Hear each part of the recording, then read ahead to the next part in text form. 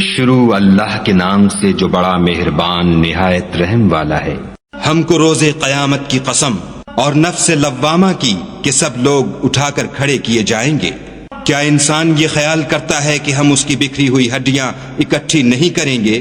ضرور کریں گے، اور ہم اس بات پر قادر ہیں کہ اس کی پور پور درست کر دیں، مگر انسان چاہتا ہے کہ آگے کو خود سری کرتا جائے۔ پوچھتا ہے کہ قیامت کا دن کب ہوگا، جب آنکھیں چندھیا جائیں اور چاند گہنا جائے اور سورج اور چاند جمع کر دیے جائیں۔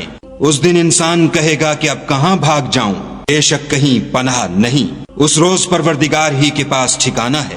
اس دن انسان کو جو عمل اس نے آگے بھیجے اور جو پیچھے چھوڑے ہوں گے سب بتا دیے جائیں گے، بلکہ انسان آپ اپنا گواہ ہے، اگرچہ عذر و معذرت کرتا رہے۔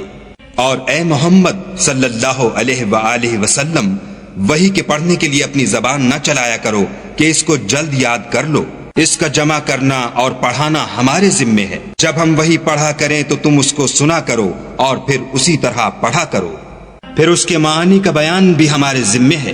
مگر لوگو تم دنیا کو دوست رکھتے ہو اور آخرت کو ترک کیے دیتے ہو۔ اس روز بہت سے منہ رونق دار ہوں گے اور اپنے پروردگار کے محو دیدار ہوں گے، اور بہت سے منہ اس دن اداس ہوں گے، خیال کریں گے کہ ان پر مصیبت واقع ہونے کو ہے۔ دیکھو جب جان گلے تک پہنچ جائے اور لوگ کہنے لگیں اس وقت کون جھاڑ پھونک کرنے والا ہے، اور اس جاں بلب نے سمجھا کہ اب سب سے جدائی ہے اور پنڈلی سے پنڈلی لپٹ جائے۔ اس دن تجھ کو اپنے پروردگار کی طرف چلنا ہے۔ تو اس عاقبت ناندیش نے نہ تو کلام خدا کی تصدیق کی نہ نماز پڑھی، بلکہ جھٹلایا اور منہ پھیر لیا، پھر اپنے گھر والوں کے پاس اکڑتا ہوا چل دیا۔ افسوس ہے تجھ پر پھر افسوس ہے، پھر افسوس ہے تجھ پر پھر افسوس ہے۔